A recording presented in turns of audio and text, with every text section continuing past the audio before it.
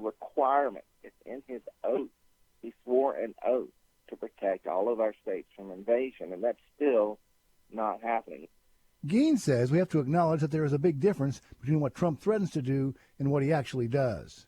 I'm Chad Groening. A constitutional law expert is warning the new trade pact with Canada and Mexico could cause a social quagmire. Charlie Butts explains. The Trump administration successfully negotiated the proposed United States-Mexico-Canada agreement, which must be ratified by the U.S. Senate. But two provisions are troubling to Matt Staver of Liberty Counsel Action, who says they would require each country to implement policies that provide special rights and protections for homosexuals and transgender in the workplace.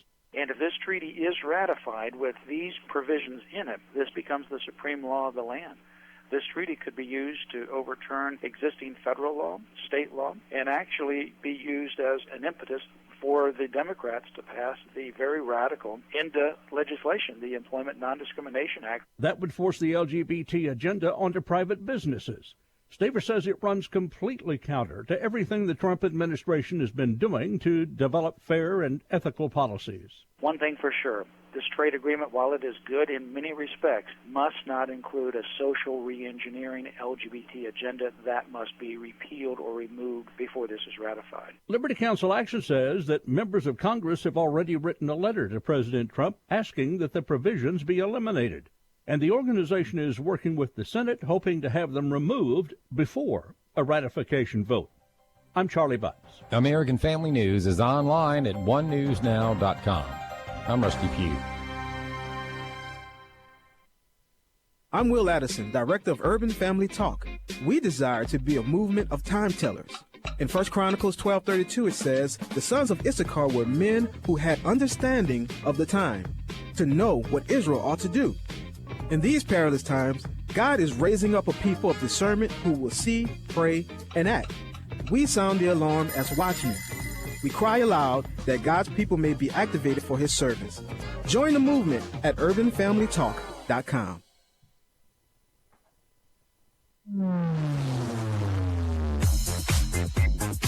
She's sharp, pointed, and insightful. This is Stacy on the Right on American Family Radio and Urban Family Talk. It's supposed to be a peaceful protest at first, but they clashed with the Mexican law enforcement, and they quickly reverted to using violence to get past the Mexican police. It worries me that the border might get closed. We will not tolerate any form of assault or attack upon our border agents like happened yesterday, or any attempt to destroy federal property, overrun federal authorities, or bring chaos and violence to American soil. I think the President Trump is sending a message that, if this gets out of control, I'll shut the border down and maybe make Mexico, even though Mexico has have assisted us by offering asylum to a few thousand of these people, maybe they'll patrol their southern border a little bit more to stop these caravans coming in. We say no human being is illegal in a world of skilled land and colonization. Migration is a human right. Let them all in! We defend all sorts of borders. We defend our borders just a little bit, but now we defend our borders very strongly. And now, Stacy Washington. Welcome to the program. You might be thinking to yourself, wow, what's happening down at our southern border? If you're watching CNN, it's just the beauty of people who want to live here, coming here, and they have needs and they have wants and they have desires and they're coming, and we've got to let them in. If you're watching any other news sources, then you know that it's largely a group of men who, if you think about it for a second, men this organized, men who've been paid obviously by American pro-open borders groups to make this trek. Everyone there has been compensated in some way, but there's an element of we want to work in your country and we don't care about the means and mechanisms for doing that. We need jobs now. But what about the countries they're coming from? What about the billions of dollars in U.S. aid that we send to these countries to prevent them from doing exactly this? So there's a lot to be discussed there. We're going to delve into that. We're going to be speaking next segment with Sharika Soul. She's a celebrity and entertainment publicist, content curator for Huffington Post. Demetria says she's a new guest to the show, so we're going to be excited to speak with her about current events and news of the day. And then we're going to be just delving into a little bit of polling and other things like that. So one thing that's happening, I'm noticing, is there's a bit of pessimism that's creeping in. People are feeling pessimistic because if you spend a lot of time watching news, it can have that effect on you. But our hope is in the Lord. So for today's daily confession, we're going to delve into how we can just, you can absorb the news and information. You have to. So this isn't in any way to discourage anyone from looking at news and information. We have to be informed. But we also have to put it in the light of our information comes through the filter of our biblical worldview, knowing that Jesus Christ is the author and finisher of our faith, and that in him, through him, we have eternal life, and that this is our temporary situation. And so the joys and the ups and the downs, the sorrows, all of it are seen through that view, through that lens. So I want to go into, I just want to talk a little bit today about hope for our nation and how we can look in the book of Judges 2:16 through 22, and we can see how God's providential hand played a role then, and it still does to this day. I've seen other writers, especially people who do a lot of teaching on the subject, refer to history. They put a dash in between it, his story. And the reason they do that is because they want to put it in the light of what we believe, what we know to be true, is that God's providential hand is evident in everything that we see. And that we aren't just a wealthy nation with all of these natural resources and gifted populace and this desire for almost every other person on the planet to live here and to be an American. That's not an accident. It's not an evolutionary thing. It is God's providential hand on this nation.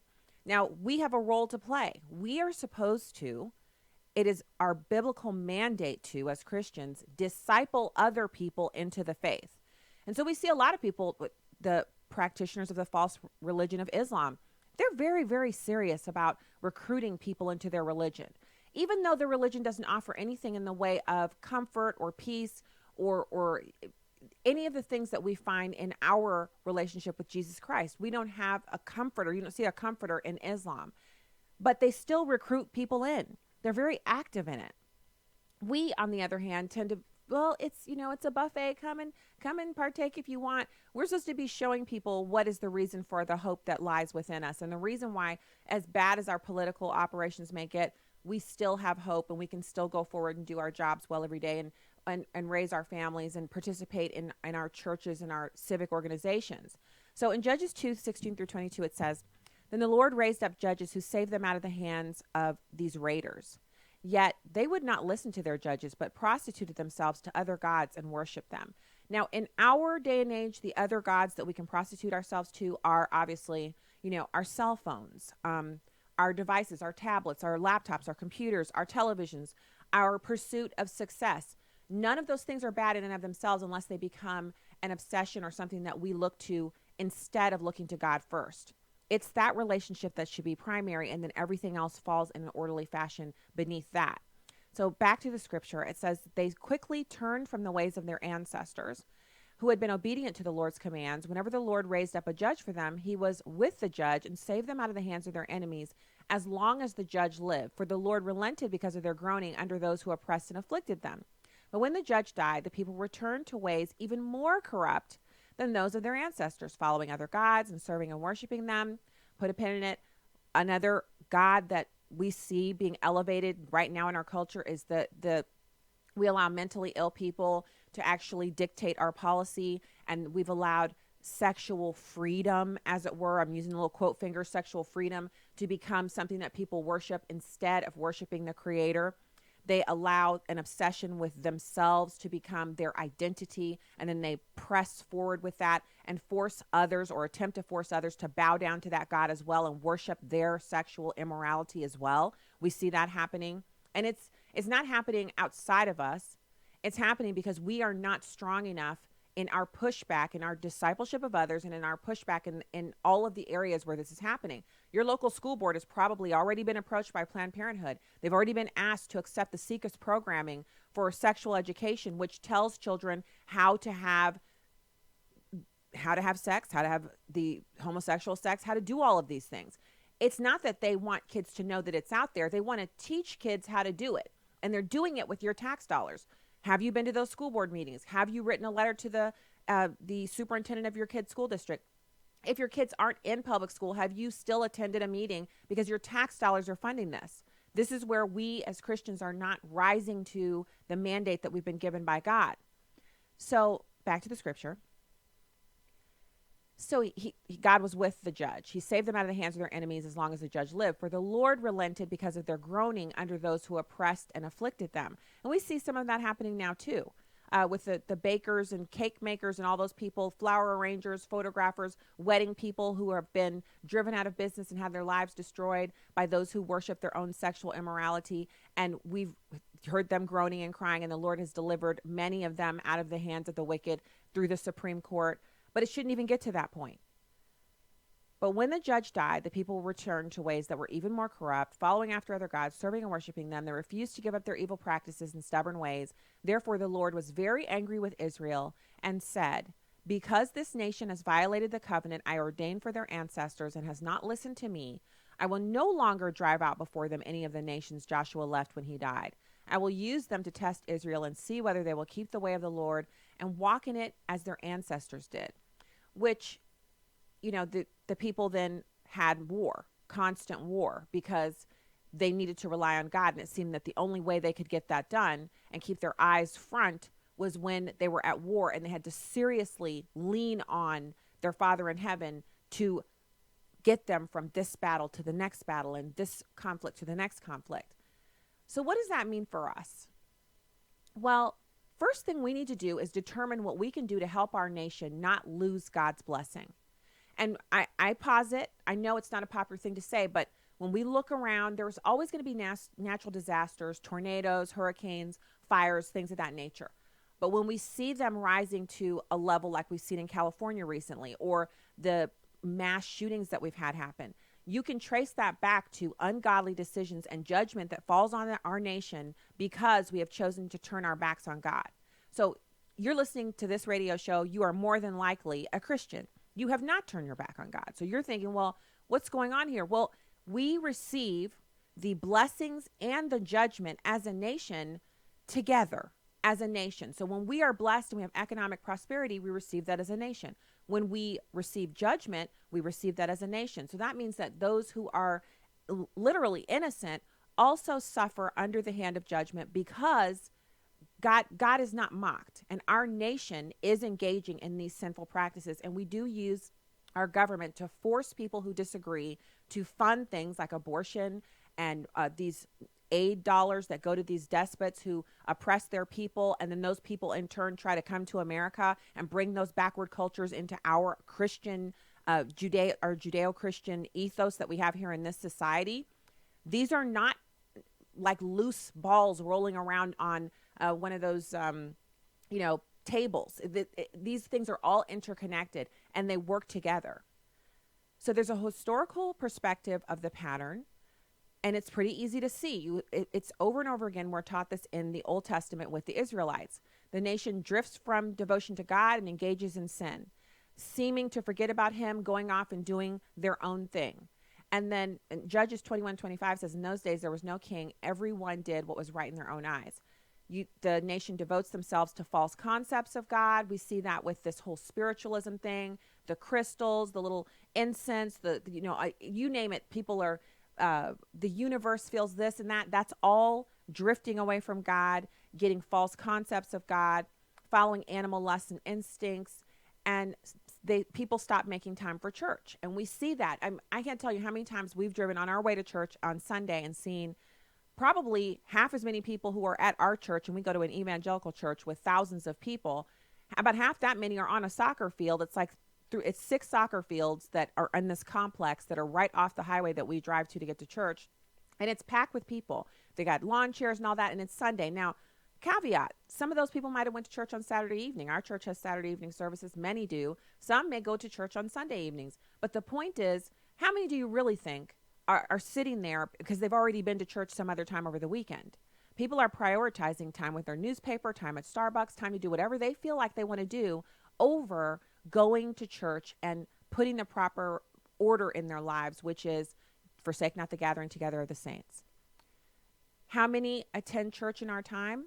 Well, Barna Group shows that church attendance, it's steady for those who are core believers, but for large segments of our population, they've just kind of given up on it.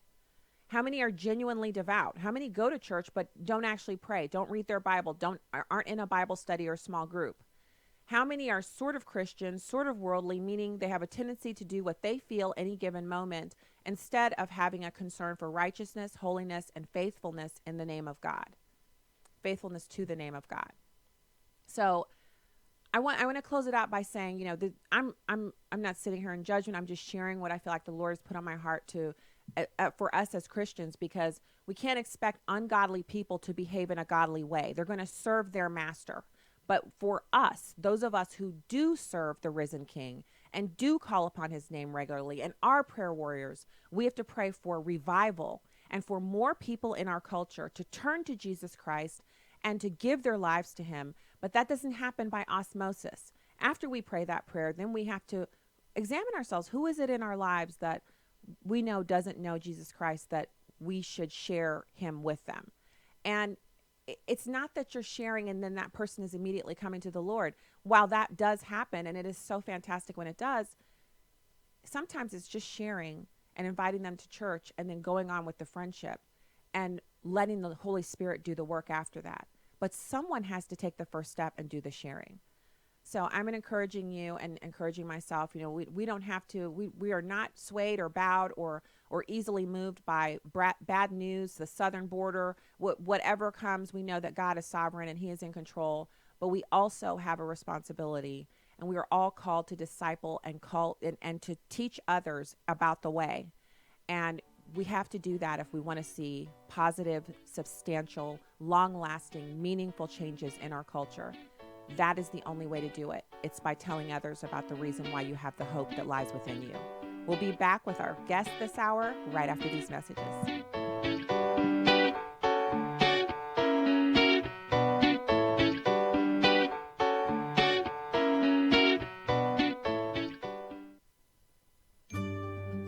Here's American Family Association President Tim Wildman.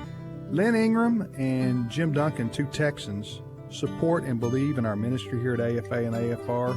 We know more about the laws than anything else. We know a little bit about a lot of things, but we know a lot about the laundry and dry cleaning business. They created a laundry detergent to sell to folks to support AFA. We just want to be able to provide a product that can be used by AFA to support the ministry. When you wash your family's clothes with Redeem Clean laundry detergent, you can take great satisfaction in knowing that you're supporting the vital work of the American Family Association. It's a unique way to increase your giving to AFA. For clean laundry and support of a cleaner society, it's Redeem Clean. Learn more about the Redeem Clean products when you visit redeemclean.afastore.net.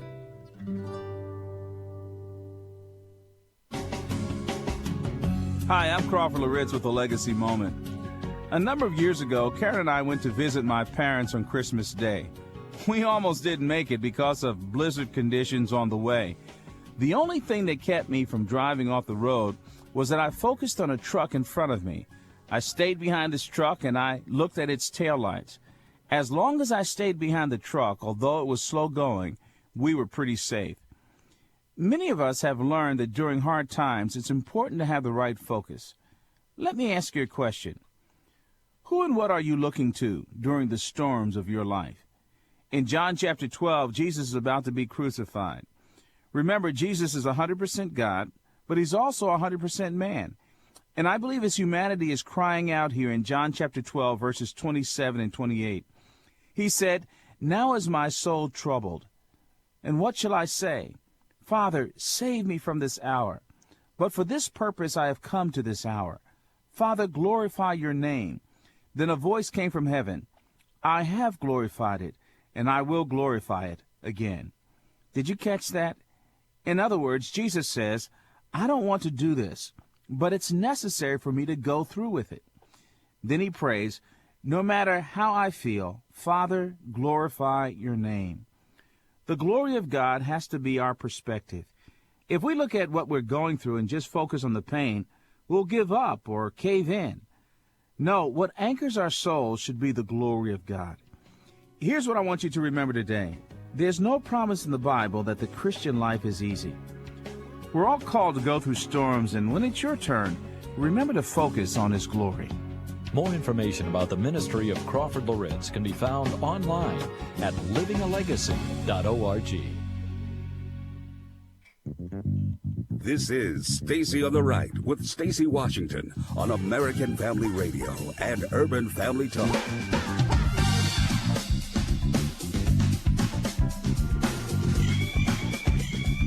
Welcome back to the program. Thank you so much for being with us today. At Stacy on the Right on Twitter and Instagram. And also, you can head over to urbanfamilytalk.com, and American Family Radio can be found at afr.net.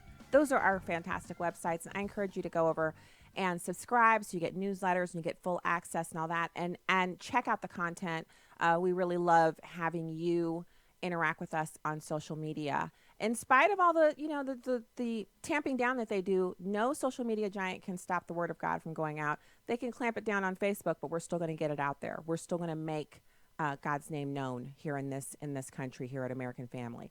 So right now, it's my pleasure to welcome Sharika Soul. She's a celebrity and entertainment publicist, content curator for Huffington Post. Sharika, thank you for joining us today. Hi, thank you. I actually am a former content creator for Huffington Post. Okay. Yeah, thank you. It's really nice to meet you. It's nice to meet you too. So let's talk news of the day, current events. We have a ton of news to go over. There's never a dearth of news in today's environment. 24-hour news cycle doesn't even seem to be enough to cover everything. And right now we see today was really interesting. There was a press briefing, and Sarah Huckabee Sanders was back behind the podium, and also they had John Bolton. He was up there, and they took questions from reporters, including Jim Acosta, who's back in the room, press pass restored, seated up at the front in CNN's row. What's your take on? I'm not sure if you were able to catch the press conference, but what's your take on the media's continual obsession with the murder of the? I guess he's a guest columnist and sometimes journalist here in the U.S., Mr. Khashoggi. Yeah. I'm always like in this weird tunnel. Twitter's like, whatever group you're tweeting with or is retweeting that day, you kind of end up in this kind of echo chamber. So sometimes it's hard for me to, say this way or that way because I don't really know. But I do agree that this is the person that Saudi Arabia needs to kind of do an investigation and handle. I don't see why Americans, specifically Democrats, are so upset and demanding some type of justice when we have Hillary Clinton who, facilitated this slavery and the selling of people in Libya just a few years ago. Nobody's outraged that people in Libya are literally being sold as slaves right now. So I don't get the full outrage and the demanding that we dominate other countries, et cetera, et cetera. In that sense, where it's being used to kind of defame the president and make him seem as he's a monster, tyrant, whatever. I just think it's a bunch of people who deep down inside wished that they would have ran for president, and they're literally just jealous of Trump and his family. I love it. So, Sharika, I have to say, you're kind of like we're in the same lane here because I don't understand the obsession. It's not that I feel terrible that he was murdered, especially it sounds like it was a horrible, torturous death for him. But I don't understand why his death is so important that it's a national, international news story, and opposed to there's so many other things that are going on. And you hit upon a bit of a touchstone there because you know what, Sharika, one of my things about Hillary Clinton is that she gets a pass for saying things about black people that no Republican can ever say. She said we need to be brought to heel, that we're natural-born predators. She said that, they all look alike. I know that was her attempt at a joke, but no Republican can make that joke. But the thing that's not a joke is her role, as you just mentioned. This is a huge story. Hillary Clinton actually made moves that facilitated and these seeds have now grown into illegal trafficking of human beings, what we know in our country as slavery, that is happening right now. Like not CNN even did it. I was so shocked that they did a deep dive journalistic endeavor where they sent someone over there to talk to people.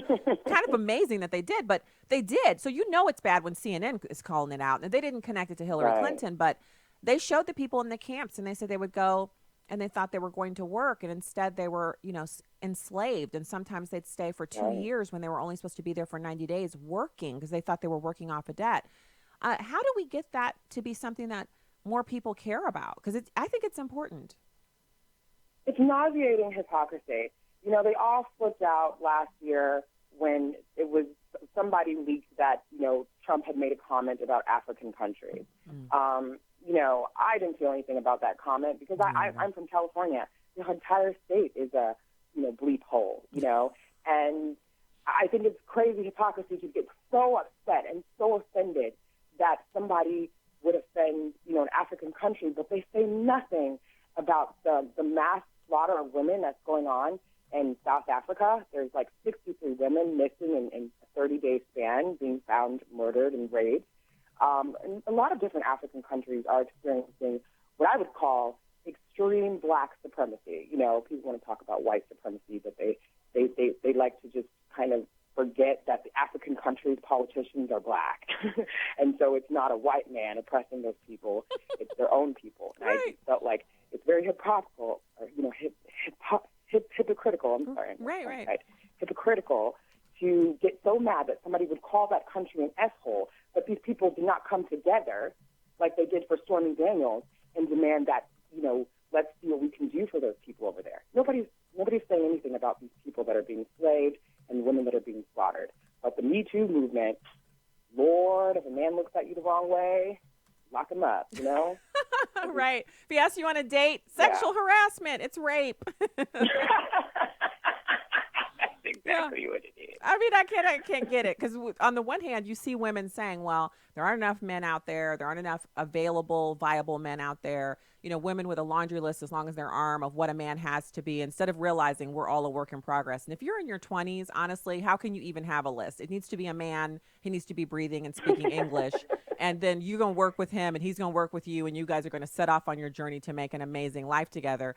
And usually if you meet, someone who's in the same, if you're in college, another college person, if you're in the military, another military person, trade school, et cetera, whatever, you meet someone there who is kind and good and honest and of the same faith background that you are, and you love each other, and you make that commitment to be together no matter what, come anything, you're going to stay together, then you're probably going to have a lot more success than saying, well, he needs to be this tall, and he needs to have this many bank accounts, and he needs to have this many degrees, and he needs to, those men exist, but they usually Meanwhile, get snapped they live in their grandma's house. Well, exactly. I mean, yeah, or the mom's basement. I mean, no man you're going to find is going to be a perfectly formed, completed specimen. Right. Those of us who've been married for over 20 years don't have a perfectly formed specimen that we can, he's perfect now. Look what I've done to him. No one gets there while we're still here. So I think the women's movement has really derailed, and it's gone off the side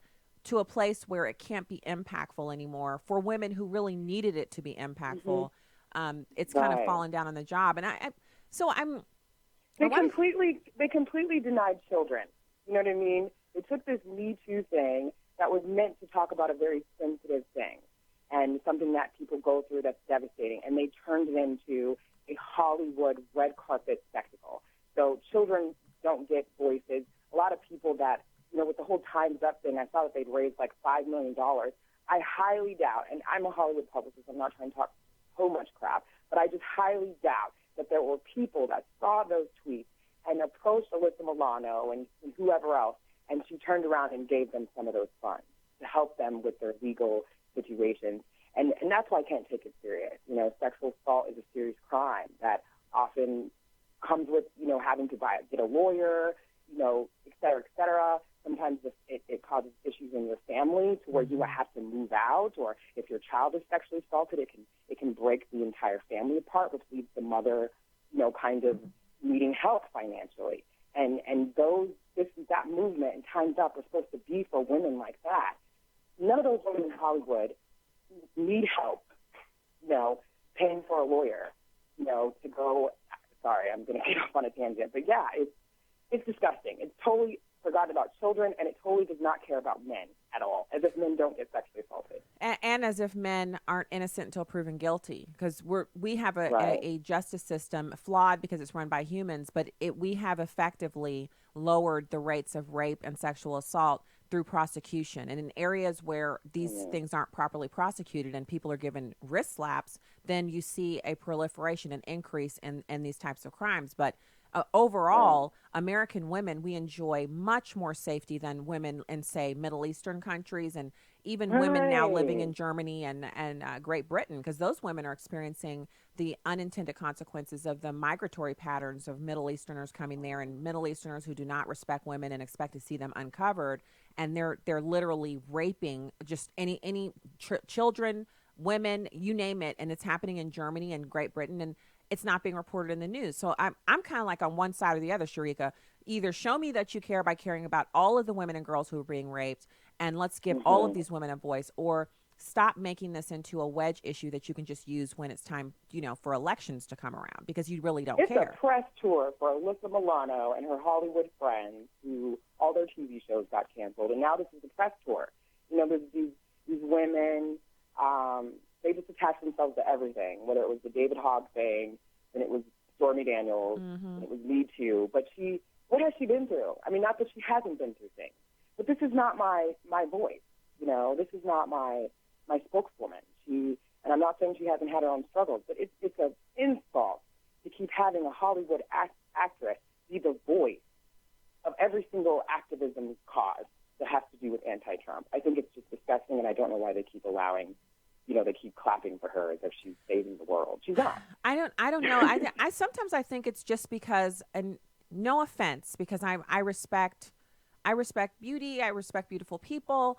But I look for some substance behind it. And I think it's because she's a pretty face, and people really have this positive connotation of her from before when she was an actress. But now that she's become political, for me, it's like she ripped the pretty face off and she's showing me a liberal face, and I don't want to look at that. Like, I'm just not interested in seeing it or hearing from it. Yeah, I don't need it. I don't need any more liberals. I know her personally. Yeah, I met her when I'm an ex-physicist. I didn't mean to cut you off. I'm so sorry. I just wanted you to know that I used to resist. I did that. I was one of those black liberals that was like, that heard the word KKK and freaked out. You know what I mean? And I stayed freaked out for 2 years until I was able to see myself through Twitter and just meeting people in my everyday life that voted for Trump. And then I realized that this person isn't being racist. Maybe they voted for Trump, but they're not being mean to me in the store. I was able to go and pay for my gas. So I just kind of came to the conclusion that the media was lying, CNN was lying, et cetera, et cetera. But I met Alyssa Milano, and we used to work in these chat rooms together. And just from what I saw of her, she cares not for any of these people. This is literally just a new set for her. This is her new TV set. Her Twitter page is a new TV set. And that's literally how she operates, and that's how she was operating in those chat rooms. And she's a pretty face, but I don't know. I don't know. It scares me that people see politics as, pretending to be an MLK as a means to survive, instead of wanting to actually do that to make the world a better place. Well, I mean, there's a lot we can do to bring attention to issues. And the thing about Alyssa Milano and some of the others who have really kind of made themselves integral to the Women's March and the women's Me Too movement is that they have these huge platforms. And so if they were used properly, you know how it is, Sharika, you put a bright light on an issue that Americans aren't really paying attention to. And for that brief moment, everyone's looking at it and saying, oh, I didn't know this was a problem. Maybe I should call my congressman, or maybe I should call my senator. What can I do to help? Maybe I should give some money to a GoFundMe, or maybe I should find a women's shelter to support.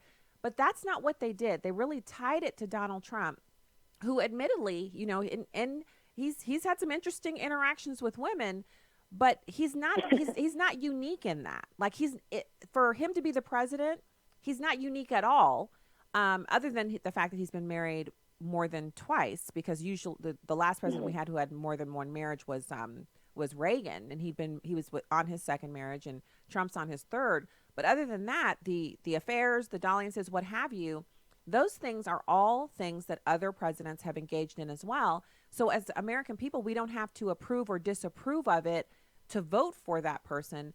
But the demonization of him really, on that front, I don't get it. How do you demonize Trump and not demonize Clinton and not demonize, JFK? I mean, how do you just only demonize Trump for that behavior, but you were fine with it with those others?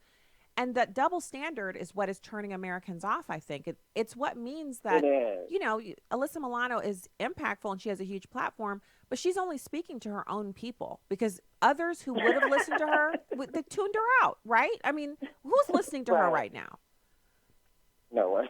Well, I mean, no one, I mean, she's doing her thing, but I think in Alyssa Milano's perfect world, she would have been offered a bigger platform, like she's going for a medal or whatever she's doing right now.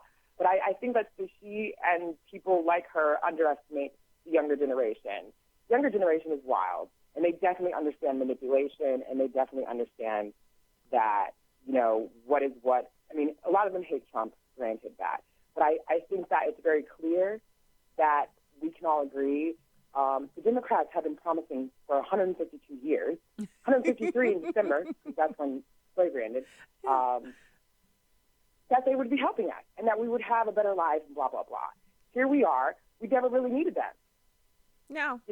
Yes, apparently a Republican can bring better lives to all Americans, including blacks, simply by, lowering the business tax and unleashing the economic engine, and actually saying things like, God is important to me, or we should recognize our Christian roots. Donald Trump, for a man who has such a colorful history, has been one of the most clear speakers on Christian faith and Christianity in public life that we've had since I've been a grown-up. I mean, it's outstanding. Sharika, thank you for joining us today. I hope to speak to you again soon. Thank you for your time. Thank you. I loved it too. Sorry if I rambled. I love talking to you. I love hearing your voice. Fantastic. I'm telling Demetrius, you got to come back. You got to come back. Thank you, Sharika Soul, celebrity and entertainment publicist. She's going to be back with us at another time. Stay there. We'll be right back.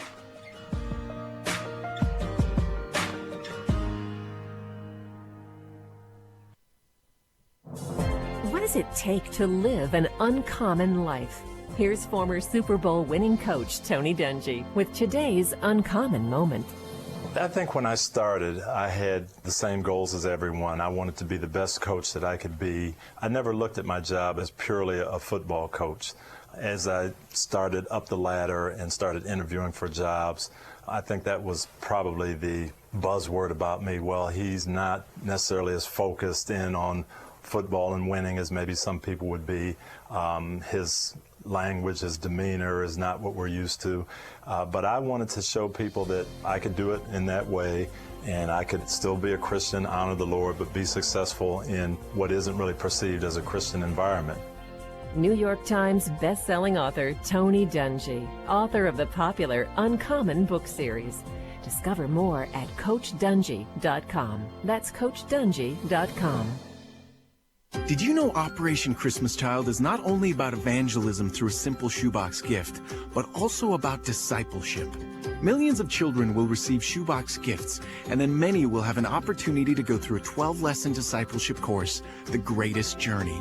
Operation Christmas Child is able to train teachers, provide all of the materials, and a New Testament for only $6 per child. To learn more, go to SamaritansPurse.org/OCC. That's SamaritansPurse.org/OCC. Just as David's mighty man Benaiah chased down a lion into a pit on a snowy day, Lion Chasers champions uncommon men and women of faith who are unafraid to stand up and speak truth to power in these dark and evil days. Never before has there been such a need for people of faith to draw a line in the sand with the sword of truth. Lion Chasers, the intersection of faith and public policy with Lonnie Poindexter. Weekday mornings at 10 Central on Urban Family Talk. I'm Chad Pergram with the Speaker's Lobby. The coin of the realm in the Senate is something called unanimous consent. The Senate is a body of equals. In other words, if all 100 senators, and I mean all 100 senators, agree to do something, you're golden. You can do anything. Pass bills, adopt amendments, start debate, end debate. In fact, the Senate does most of its business via unanimous consent. All it takes is one senator to object. 99 senators may want to do something, but if one senator objects, the gig is up. Republican Arizona Senator Jeff Flake recently went to the Senate floor and asked unanimous consent for the Senate to begin debate on a bill to protect special counsel Robert Mueller. There's concern the president may try to remove Mueller after he canned former Attorney General Jeff Sessions. Senate Majority Leader Mitch McConnell says he doesn't think senators need to protect Mueller, and there's no threat to Mueller. So when Flake made his request on the floor, McConnell objected. Boom. This simple objection didn't defeat the Mueller bill. It just blocked the Senate from even considering it. And that's why unanimous consent and an objection are such powerful tools in the Senate. With the Speaker's Lobby, Chad Pergram, Fox News. You can watch a live stream of the show on Facebook or YouTube at Stacy on the Right. Now, back to the show on American Family Radio and Urban Family Talk. There's a lot of poverty on the south of our border, all the way down to Tierra del Fuego. There's 2/3 of a billion people living down there. A lot of them are poor, desperately poor, and living in countries where there's no freedom at all and danger. So how do we regulate honestly in an American way acceptance of asylum seekers? How do we develop a profound, comprehensive immigration policy that we are proud of as Americans to enforce? Because at some point there's going to have to be enforcement. Oh, wow. So you might be thinking to yourself, what did I just hear? Yes, I thought the same thing. What did I just hear? Well, that was Chris Matthews saying that enforcement is important. And I think one of the things that has backfired about this whole caravan up from the South is that the Democrats sowed these seeds, right?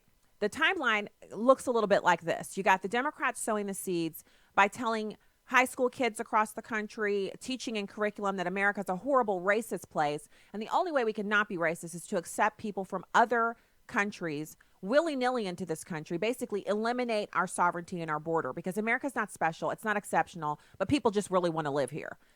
I know it's contradictory, but hang with me. So after teaching that to so many millions of K through 12 kids, and those kids going on to college and having those backward ideas reinforced by their Marxist, liberal, leftist professors, then you see these kids coming out and participating in things like the open borders movement, where, you've got Mark Zuckerberg as a proponent of it, and so are the people that are down in South America right now, recruiting these people to join together in caravans.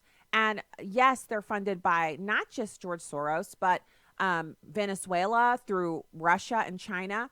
A lot of international players have a valid vested interest in seeing America reduced to a third world country through mass immigration. And it's a great way to defeat us. They can't storm the gates because there's 6 guns behind every blade of grass here in this country. We have 600 million guns in this country and lots of well-trained, eager users. Come on. They're not doing that. We have military might, but our military might could be overtaken by certain mechanisms that exist in this world today. We're not invincible, but there's just a combination of factors that are going on. So how would you destroy America? Well, you could bring in a lot of people from a third world country or 10 third world countries, and have those people become the majority of this country. And then the eager beaver gun owners, Bible thumpers, Christians, Bible study attendees would be outnumbered. And even those who aren't Christians but still believe in the Constitution and still have a really strong American ethic, they also would be outnumbered. And then you have them voting in these hardcore leftists like Nancy Pelosi, who is really at this stage in her career as a Congress critter, she's a useful idiot because she's the reason why we have Alexandria Cortez. And I'm pausing here because I just saw a clip of her this morning saying that we need to take over the 3 branches of government, the presidency and the Senate, the 3 branches of government, the presidency and the House of Representatives, and the 3 houses of the 3 parts of the Congress, 3 parts of Congress. In other words, she thinks the 3 branches of our government that we have, which are the legislative, executive, and judicial, those are our 3 branches of government. She thinks all 3 of those branches are in Congress, and she also thinks that, so you just take over the presidency and you take over Congress, and then you have control again. Now, people who support her will say, oh, you're just capitalizing on her gaffes. Yeah, but the gaffes are numerous. See, anybody can have a slip of the tongue or make a mistake. I'm a professional talker. I mean, it happens to the best of us. But we're talking about a woman who was just elected to make $170,000 a year representing a district in New York, and she doesn't know the very basics about our government. She has a college education. I dare say I know at least 10 homeschool kids who I could call or text or email right now who could come on this program and do 20 solid minutes on the Constitution without fail. I'm talking about high schoolers with no media experience whatsoever that I could put a microphone in their face and they could explain to you in detail what our 3 branches of government are, how they interact with each other, how they're constitutionally mandated, and why, and they could do it in 20 minutes. She could not do that. So it's kind of amazing. It's just amazing when we see what the Democrats have. They're basically reaping what they've sown. And so the situation at the southern border with the women and the children in diapers and flip-flops running around, but most of the people, you can't hide the fact that 80% of the people who are there are men, young, healthy men. And they've not said they want asylum. They want to come into this country to work. They're hurling rocks. They're hurling bottles. And when they got tear gassed, that's the least of what could happen. Barack Obama tear gassed them every month that he was the president. He had over 70 of these types of interactions at the southern border, and the Democrats never cared. The issue they have now is no matter what they do, they can show that doctored photo of the girl, the woman and her 2 kids, and they're running, and then behind them you can see people standing in front of cameras posing for more pictures. They can doctor that photo. They can clamp it down on Facebook. They can act as if it's not real. But Americans are getting a full taste of what is going on down there and how this isn't about immigration or asylum. This isn't about poor people yearning to be free. It's about a group of people who feel they have every right to be in this country, whether we want them there or not. And my question is, if someone knocks on your door and says, I'm hungry, I'm cold, I need help, are you more likely to help them if that's what happens, or if they bang a couple of rocks up against your door, burst through it, break your door in, and start raiding your refrigerator and beating everybody in your family up? Which of those 2 situations is going to make you more likely to help them? And the overarching question is, why are they knocking on your door? Out of all the doors in your neighborhood, why did they stop at your house to knock on the door to ask you for help? There's nothing wrong with helping people. I'm sure that most people would say, well, let me get you a blanket. Let me get you some shoes. You know, out of one of our closets here, let's get you something to eat, and let's call a shelter, or let's see what we can do for you. I don't think there's many people listening to me right now who wouldn't want to help. But is it your responsibility to then, after you've helped that family, to help 500 more families behind them? We're talking about 500 people that are threatened to be deported by the government of Mexico for engaging in that melee on Sunday. 5,000 people who are currently camped out in Tijuana saying they want to come here. Another 7,000 to 14,000 people gathering together, basically willing to make the trek, because if it works for these people, then they're going to come on through as well. Why is it our responsibility? It's not about us having the money or being able to do. We're already sending U.S. aid to these countries. Why do we have to take the people in as well? So I'm so tired of people saying, well, you just don't care. No, actually, I care a lot. I care a lot about the people in this country. I care a lot about the veterans who are not able to get the services that they need. We're leaving them behind. We're literally saying, you know what? Sign here on this piece of paper. Promise to support and defend the Constitution against all enemies, foreign and domestic, and promise to do it for this really, it's kind of a pittance what enlisted service members are paid. Promise to do it for the term of your enlistment. And if you get killed, if you get your leg blown off, these are the benefits that we'll offer you. But you're basically saying, I'm your asset, use me. I'm a tool in your box, use me. And so we have just hundreds of thousands of Americans who've signed up to do that job. And then they go overseas and they leave a piece of themselves behind. Some of them don't come back at all. They come back, but they're draped in a flag, in a casket at the back of a C-130. And their families never see them alive again to say goodbye. They come back here, and they're getting here either in the back of that C-130 or they're coming back. Some of them are whole, but they're mentally diminished because they have PTSD. And some of them are coming back where they left with 2 arms and 2 legs, and they're coming back with less than that. And we're saying to them, well, now you're mentally ill, you're mentally compromised, you have PTSD, you have this, you have that. And so, here's some TRICARE, beat it. Here, you need to figure out how to deal with your PTSD. They're ending up homeless. Huge portion, I think it's 40% of all the homeless people in this country are military veterans. What are we doing about that? No offense to those who come from Honduras, but that's your country. Fix it. It's your job to fix your country. If you're a young, able-bodied man, you get together with a whole bunch of those others and hurl some rocks at some of those drug dealers and drug overlords and get some things done in your own country. Stop acting as if we have a responsibility to take care of you and to fix what's going on in your country. So now I want to listen to, and by the way, this is the last segment. We'll take some calls. Call lines are open at 866-963-2037, 866-963-2037. You can give a call. Love to chat to you. Happy Tuesday. Let's listen to Fox Business's Charles Payne. He's a friend. I really enjoy going on his program. And here he is talking about how it's despicable for the parents to bring children to the border amidst the kind of chaos that's there, and it's their fault that they're getting tear gassed. It's number one. Well, how much responsibility, AB, does the parents have who have been warned throughout this entire trek that they would not be allowed in here to bring your kids to that border fence as others are throwing rocks and hurling other objects, knowing that a confrontation is imminent? To bring your kids in the midst of that seems to me to be despicable.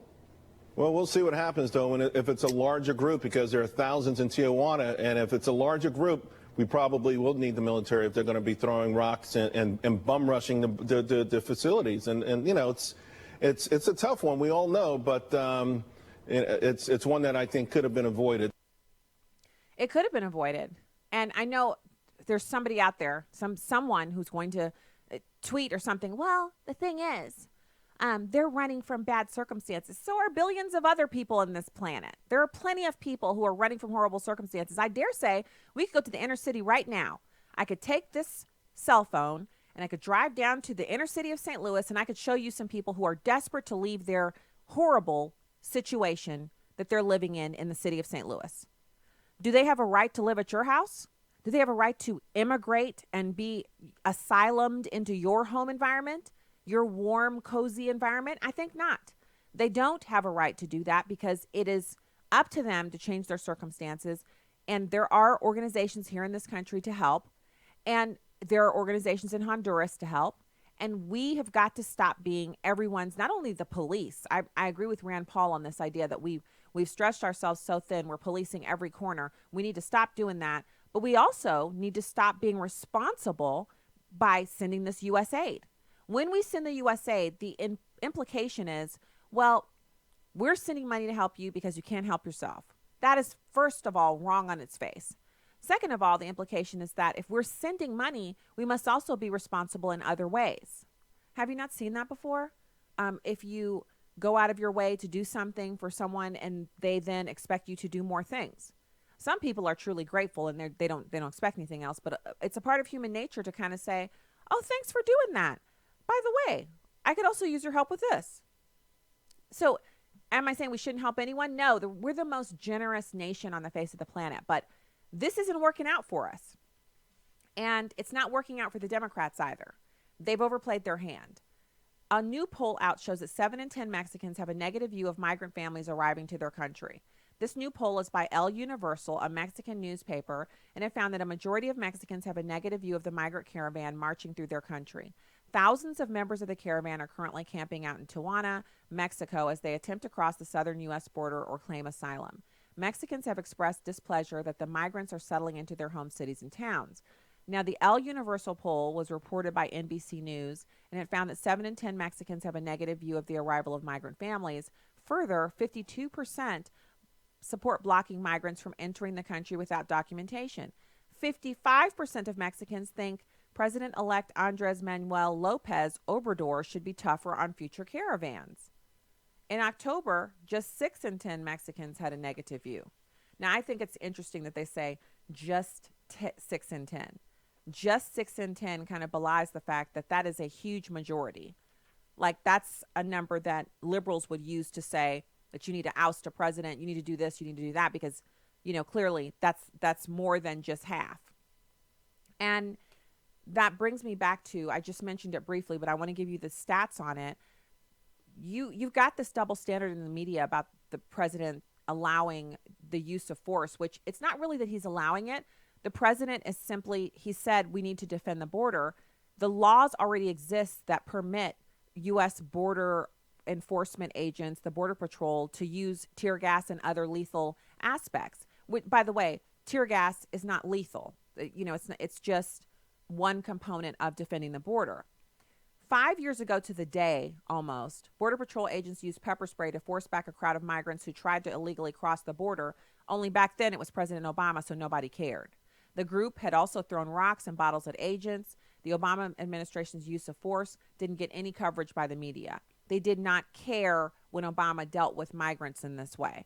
The San Diego Tribune reported on this 5 years ago, that a group of about 100 people stormed the border near San Ysidro port of entry, throwing rocks and bottles. They responded by throwing pepper spray. The incident occurred about a quarter-mile west of San Ysidro border crossing in the Tijuana River Channel. No one was seriously injured, no shots were fired, and no arrests were made. This information was given to the San Diego Tribune by Mary Beth Caston, who was a Border Patrol spokeswoman at the time. The group first approached a lone agent, a single agent, stationed about an eighth of a mile north of the border. He said stop. He fired pepper balls to try to stop them. They threw rocks and bottles at him and kept advancing, and he used intermediate use of force devices to press the group back. So do we care or not? I'm fine with you caring or not caring, but don't have the double standard. I just can't handle it. It's too much for me on a Tuesday in November. All right. Good evening from the Heartland. If you're sticking with us, glad to have you. One News Now news and information is up next. Keep it here.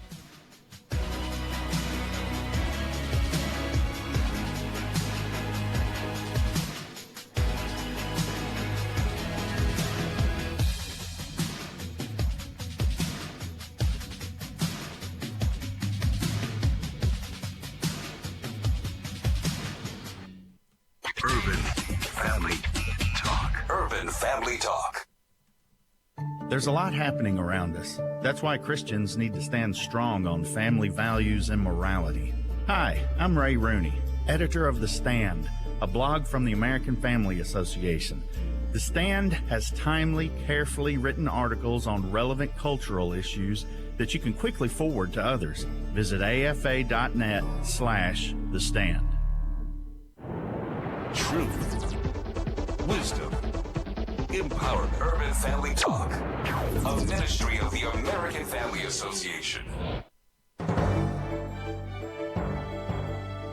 For American Family News, I'm Chris Woodward. In her first on-camera press briefing in almost a month, White House Press Secretary Sarah Huckabee Sanders was asked about Border Patrol agents shooting tear gas and rubber bullets at migrants attempting to cross the southern border illegally. The White House would never want children to be in harm's way in any capacity whatsoever. However, that is why we are continuing to encourage people to follow the law and go to ports of entry. Law enforcement officials have used appropriate non-lethal force to protect themselves and prevent an illegal rush across the border. More than 5,000 Central American migrants are camped out in Tijuana, Mexico, hoping to apply for asylum in the U.S., although, as some reporters embedded with the caravan have said, some people are not talking about asylum. Voter turnout is said to be steady but slow in Mississippi, where there is a runoff today for a U.S. Senate seat. Appointed Republican Senator Cindy Hyde-Smith and Democrat Mike Espy are competing for the final 2 years of former Senator Thad Cochran's term. An outbreak caused the deaths of 11 children at a child care facility in New Jersey. Now there are major concerns as several are sickened at a major university. Fox's Kevin Bettle has more. 8 more students at the University of Maryland have contracted adenovirus, and this follows the death of a student on November 18th. And then at least one of the cases is the severe 7 strain. Is there a link between mold and the adenovirus? Well, the parents of Olivia Paragal say so. Her father claims her condition was spurred by the mold found in the dormitory where she lived. He claims many residents there are ill, but the Centers for Disease Control say there is no connection. Mr. Paragal also claims the University Health Center did not test his daughter for the virus despite her symptoms. Olivia had Crohn's disease, which weakened her immune system. The virus causes sore throats, pneumonia, pink eye, and more. Kevin Battle, Fox News. The town of Paradise, California was devastated by the so-called Camp Fire, but now some teachers in that area are coming together to help local classrooms get back on their feet. Kindergarten teacher Monica Brown helped organize the Color Our Classroom with Love campaign asking for donations of school supplies that will get distributed to other teachers. At least having some supplies to build a new classroom will give them some comfort and sense of normalcy again. School begins again on December 3rd, with many teachers forced to hold class in empty retail spaces, trailers, and donated portable classrooms. As an expected 11 million shoebox gifts get processed and delivered by Operation Christmas Child to needy kids all over the world, a worker with the Samaritan's Purse ministry tells how she has come full circle with the organization. AFN's Bill Bumpus reports. Her name is Yulia Shubina. She grew up in Central Asia, and she recalls receiving a shoebox filled with school supplies, hygiene items, and fun toys. My country at the time of my childhood was actually recovering from the fall of the Soviet Union, so many things were scarce or impossible to get. Therefore, receiving a shoebox gift as a 9-year-old girl was a very exciting event in my life, and to this day I very vividly remember just the emotions and the excitement about getting this shoebox gift. Shubina tells AFN it played a big role in her spiritual growth. Now, looking back, I can confidently say that God used something so simple as a shoebox gift to reveal himself to me, but then also plant one of the seeds in my heart for me to years later come into a personal relationship with Jesus Christ. Now she works full-time with Operation Christmas Child. The movement is celebrating its 25th year. There's still time to send a shoebox online or drop one off at a processing center. More information at SamaritansPurse.org. I'm Bill Bumpus. And the largest U.S. retail trade group says the Christmas shopping season has gotten off to a very strong start. The National Retail Federation says consumer spending has been strong, fueled by a better economy and stores investments in online services. The trade group's assessment comes even after a survey of more than 3,000 shoppers that forecast that fewer people would turn out for the 5-day weekend that ended Monday compared to a year ago. Find more news at onenewsnow.com.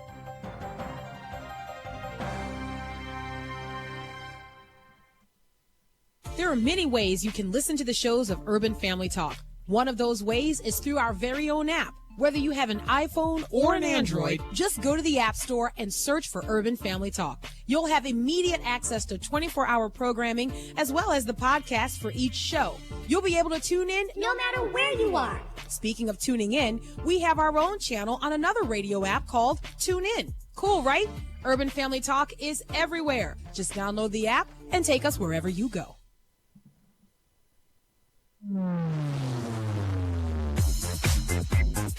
She's sharp, pointed, and insightful. This is Stacy on the Right on American Family Radio and Urban Family Talk. It's supposed to be a peaceful protest at first, but they clashed with Mexican law enforcement, and they quickly reverted to using violence to get past the Mexican police. It worries me that the border might get closed. We will not tolerate any form of assault or attack upon our border agents like happened yesterday, or any attempt to destroy federal property, overrun federal authorities, or bring chaos and violence to American soil.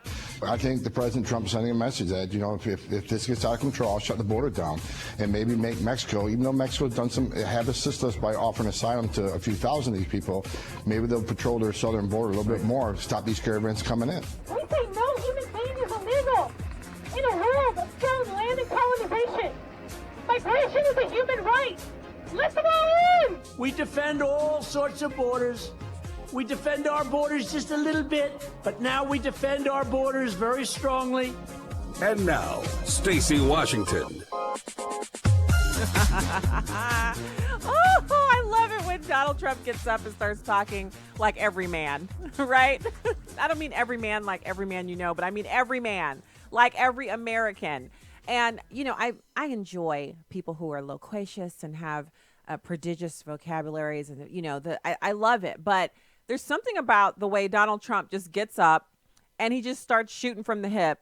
And if he gets a little bit, if he gets a little worked up, then he's worked up. He's not moderated. And that to me is, it's just gold. I just enjoy it a lot. I enjoy it a lot. And I think what is also so interesting is that having now heard him speak at a rally, which was totally different than his other prepared remarks at other events, it was really something to see how he responded to the mood of the crowd and moved about within the discussion, and kind of just whatever he thought about talking about, he just talked about it. And so when I hear him talking about this issue at the southern border, I hear a lot of passion in the president about he's concerned. He's got a lot of concern about the way that this is cracking out, and that it looks bad, obviously, but he's mainly concerned about creating a precedent that would make it possible for anyone who wants to enter this country to completely go around our lawful immigration system and simply come through Mexico. And there's also something that the media, they touch on it every now and again, but they don't seem to see it there. It's like an elephant in the room that they can't see. And that is that it is Mexico's responsibility to maintain their southern border. I'll say it one more time. Mexico should not have people waiting by the thousands to enter our country through their northern border. This is an acknowledgement that they've kind of gotten their way for the past 30 or 40 years, letting their citizens come to America. That they really do think that America is still, it's something we got illegally. It should still belong to them. They think that anything we have here, they have a right to it because America is something that part of it used to belong to them.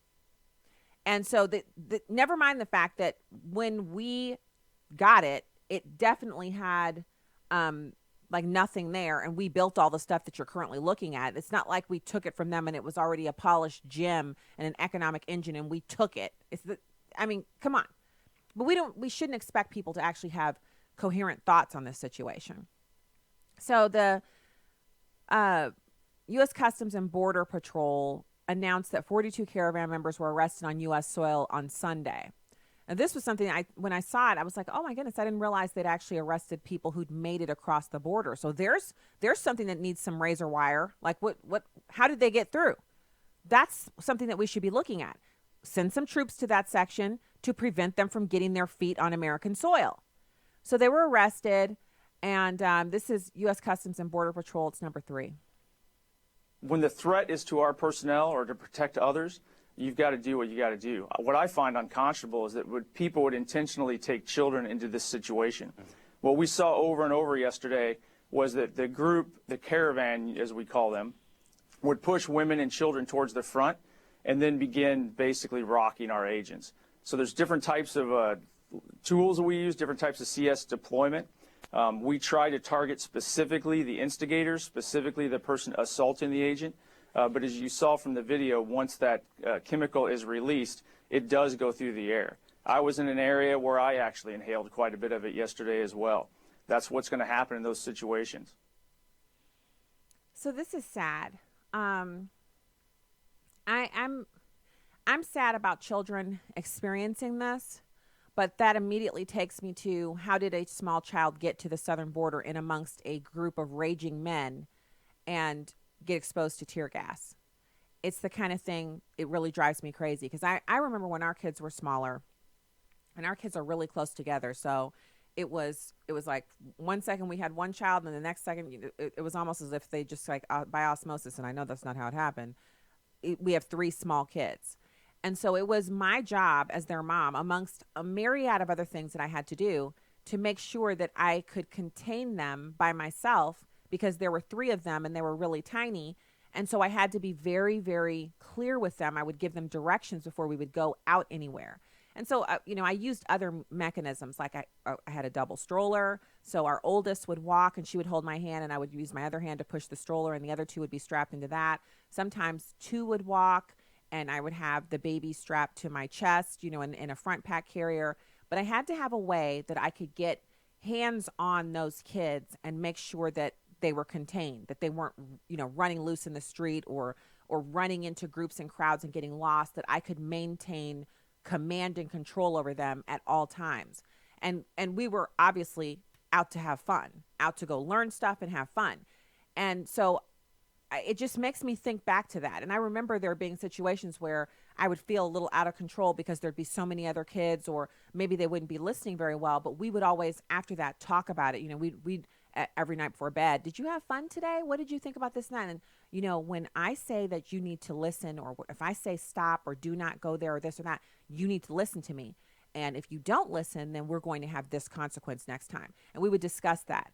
And it really worked well. And, you know, I take no credit for it because I was, you know, I was a little running around doing whatever I wanted to type of kid. But our kids tended to listen to that. And so it makes me think back to that. And then I compare it to, like, what situation would propel me to take those 3 small kids of ours to the border of another country with a group of men that I don't know and have my children exposed to tear gas? I can't think of any situation that would make me do that. And you're thinking, well, if you were threat of your life, but they're not. None of these people are under threat of their life. They're saying that because they've been coached to say that. But current conditions in Honduras have improved greatly. They are not under threat of their lives. They're not coming here because of political prosecution. So that dog won't hunt. I don't want to hear it. There's no circumstance that would make me take my children into a volatile environment like that. I remember canceling events at places where, well, they said that one of the malls here up in North County, every now and again it would have like a shooting, but they had this moms group that used to meet there. And I would go to this. It had a huge play area that was brand new, beautiful. And we would go there. And as soon as the kind of negative elements started coming to that mall, first they started on the weekend, then they started on during the week. And it was kind of disruptive. And one of the moms was like, well, this is the one with the best play area. And the other play areas are so small. We're going to keep having it here. And I was like, I'm not taking my kids up there with, you know, so nothing's going to happen to your kids and probably nothing will happen, but I'm just not interested in going to a place that's something that I have to possibly deal with. We're talking about a very, very minuscule possibility of something happening. And I was just like, forget it. I'm not doing it anymore. What would possess a person to bring tiny children barefoot in a diaper, which, I mean, again, everybody else is dressed well. They're being paid. They have medical caravan that's traveling with them. You're telling me they don't have any flip-flops for these kids? They don't have any pants for these kids? Again, staged. Again, a hoax. Again, playing with our media who are so gullible and susceptible to anything that's anti-Trump that they're willing to actually peddle that garbage to you if you're willing to just, hey, I believe whatever I see with my own. Don't believe your lying eyes. They're setting this stuff up and lying to you. So, yeah, I would cancel stuff. We're talking about right here in safe as houses, America, when the kids were small. And I'm still kind of like that. And that's just me. I'm much more security minded. My dad's in law enforcement. Growing up with my dad being active duty military and in law enforcement, that's just the way it has always been. But I think it's kind of crazy that we're supposed to believe that these are good parents that are bringing these kids up here and putting them in harm's way, and that a few children in the caravan is supposed to mean we just open the floodgates and let everyone in. All right, so I want to switch over. This story is going back to the universities and how people just absolutely seem to have this hatred for Chick-fil-A, it's the Lord's chicken. And when we get up to heaven, I think there's going to be a special area where we can eat Chick-fil-A, like a 24-hour Chick-fil-A. We'll always be able to eat it. Like, we're always going to have access to it. That's just the way I feel. So students at Rider University last spring supported opening a Chick-fil-A on campus. Now, this to me is kind of crazy because I thought campuses, college campuses and things like that, used what was most popular to determine what they're going to open on campus. That's what I thought. Like, if something is super popular, a special kind of pizza or whatever, that's what they open on campus because they want the kids to eat on campus instead of leaving. But apparently that's not the only consideration, because they were given a survey. The students were given a survey. Here are some options that we're considering adding to the campus for eating. Pick what you'd like. Well, the kids overwhelmingly chose Chick-fil-A. So then Rider University, their administrators sent out another survey. And this time, the survey did not have Chick-fil-A on it. So in other words, they chose Chick-fil-A, and the university administrators were like, we are not opening a Chick-fil-A here. Send them another survey so they can make another choice. So they say that they removed Chick-fil-A as an option after a difficult assessment of competing interests in which the university found that the chicken restaurant is widely perceived to be in opposition to the LGBTQ plus community. This charge stems from the fact that Chick-fil-A's late founder, S. Truett Cathy, and his son, CEO Dan Cathy, support the biblical definition of a family unit. Now, I want to know what that has to do with chicken and how it tastes. Because last time I was at Chick-fil-A, and every time I've been there, I've never seen any signs that say that they won't serve anyone who's suffering from LGBT. I haven't seen any signs or any kind of indications that they would ever turn someone away. When the LGBTQ people brought their kissing, protests into the Chick-fil-A, they were served water if they refused to order, and they were welcomed. Every single it's a pleasure to serve you. They did not change their mantra in one bit. So what is this idea that because the owner and founder and his son have had a very open, it's their right, their First Amendment right to speak about what they believe. It doesn't change the way the chicken tastes. I can tell you, back when they were having the protests, I was eating the chicken. Now that they don't have the protests anymore, I've eaten the chicken. At no point has the chicken changed or not tasted well. There's nothing going on in the restaurant other than the serving of the chicken and a few other items, but mainly just the delicious God-ordained chicken of Chick-fil-A. So Ryder's president and vice president for student affairs wrote in a statement that it would violate their values of inclusion to allow a Chick-fil-A franchise to sell chicken on Ryder's campus. Now I'm going to tell you, some enterprising entrepreneur is going to stand up a Chick-fil-A franchise within walking distance of the university, and the students will still be able to get some of that delicious chicken, because that's just how good God is. You know that's going to happen, and I'm so excited about it. I can't wait to report that back to you, but it hasn't happened as of yet. Their quote is, Ryder President Gregory G. Del Olmo and VP for Student Affairs Leanna Fenberg said, their choices in this situation, like in so many others, were imperfect. They challenged us to reflect on our values and consider what kind of community we want to provide for those who live and learn at Rider University. Ultimately, we decided to lean in the direction of creating a welcoming environment of blah, blah, blah, blah, no godly ordained yummy chicken. When we get back, we're going to have more for you. Keep it here.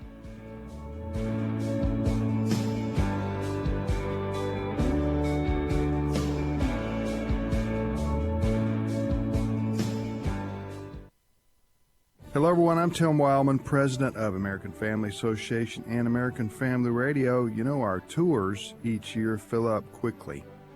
And so I'm letting you know now, don't tell anybody else now, that the 2019 Spiritual Heritage Tours are planned for June and for September. So if you want to go this year, that is 2019, you need to let us know as soon as you can. Visit the website spiritualheritagetours.com. spiritualheritagetours.com. Again, those are two separate trips, one to Williamsburg, Jamestown, and Yorktown, and the other one to Washington, D.C. and George Washington's Mount Vernon. Stephen McDowell, who's the president and founder of the Providence Foundation, is our historian, and he'll be on both trips telling us the behind the scenes and the stories of who, what, when, and why. This is Viewpoints with Kirby Anderson. During the last election, health care was a big issue. The major provisions of the Affordable Care Act took place 5 years ago, and insurance premiums have more than doubled for both individuals and families. The solution proposed by a number of candidates was to move past Obamacare to Medicare for all. Scott Atlas is a senior fellow at Stanford's Hoover Institution and has run the numbers. He exposes the false promises of Medicare for all in a recent op-ed. But you don't actually have to run all the numbers. Just look at what is happening in other countries that have a single-payer system. First, there's the enormous cost. In order for Britain's National Health Service to stay afloat, the government must tax its citizens some $160 billion a year. California considered implementing a single-payer system until politicians realized it would cost $400 billion a year. That, by the way, is twice the state's annual budget. And in previous commentaries, I've quoted from one study that estimated that Medicare for All in America would cost more than $32 trillion over the first decade. And the same study concluded that doubling the federal income tax and corporate taxes wouldn't be enough to pay for it. Cost isn't the only problem with the single-payer system. Scott Atlas reminds us that nationalized programs have consistently failed to provide timely, high-quality medical care compared to the U.S. system, and long waiting lines are typical. England last year had a record number of patients on the National Health Service waiting lines, and thousands have been on that waiting list for more than a year. Medicare for All has been a nice slogan, but the enormous cost and the inevitable reduction in timely health care are just a few reasons to reject this false promise. I'm Kirby Anderson, and that's my point of view.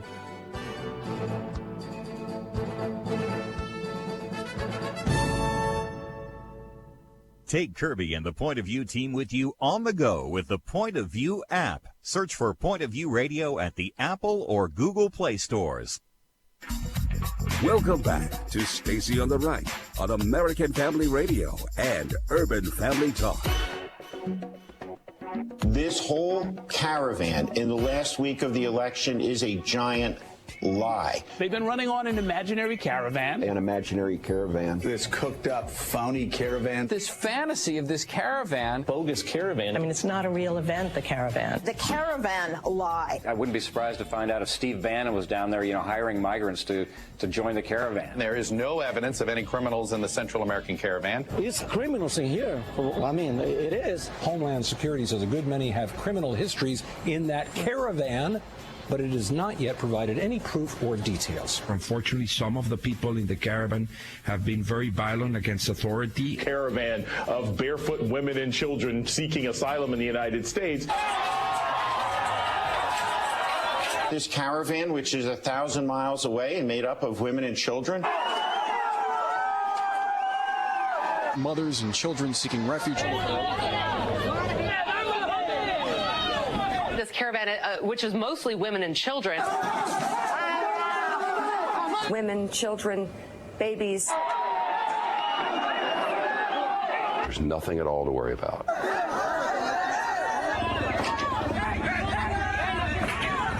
This is Trump's Reichstag fire. Yeah. It is a lie. Notice how they always use the Hitler imagery to try to invoke against President Trump. And I have a couple things to say here and bookmark it for posterity. You can always find this on the podcast.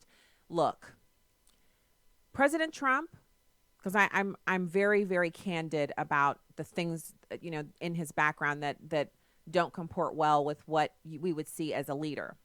But I've also been very, very candid about how if we look in the Bible, especially in the Old Testament, we look at the people that God used to bring about his will.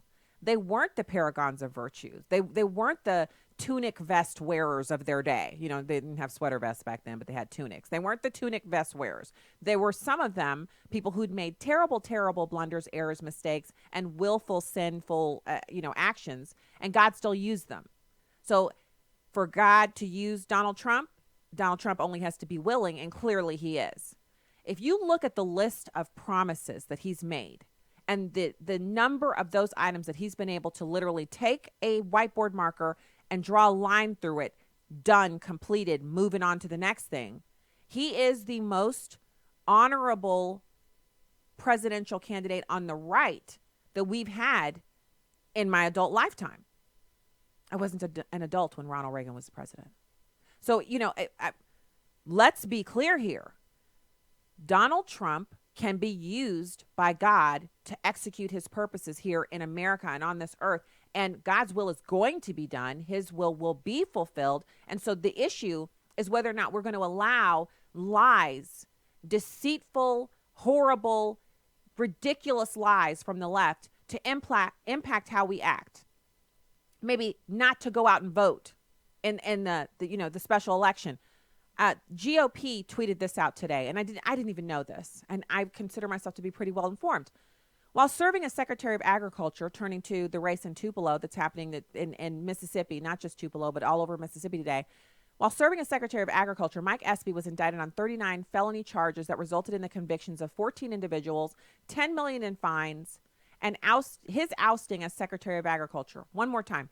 Mike Espy was indicted on 39 felony charges that resulted in convictions of 14 individuals, $10 million in fines, and his ousting as the Secretary of Agriculture. Their tweet closes out, Mississippians deserve better. You can find it on my Facebook page if you're interested in seeing that tweet, or you can go straight to Twitter @GOP. Look, as Christians, we have an obligation to see through the deceit and lies of the enemy and to execute judiciously our duty as citizens to vote. So all of this misdirection surrounding, his opponent about her being some kind of a racist, but she was never a racist up until now. Like just now she's a racist because she's running against a man of color. Does that not stink to high heaven to you? I'm against racism. I have to be, but I'm also against gossips. I'm also against liars. I'm against people who think because of who their family is, they can persecute other people. I'm against people who, if they see you doing something with yourself and you're working hard and you're praying over your work and you're over there in your little wheel and you're running, the whole mice in the wheel comparison, and you're in your little wheel and you're just running as fast as you can and you're breaking a sweat and you're taking little breaks and you're sipping your water and you're just running and they're over on the side plotting against you. I'm against that too. I'm against a lot of things. Racism is one of them. But the whole idea of someone being a racist, it's so overused now that, do you pay attention?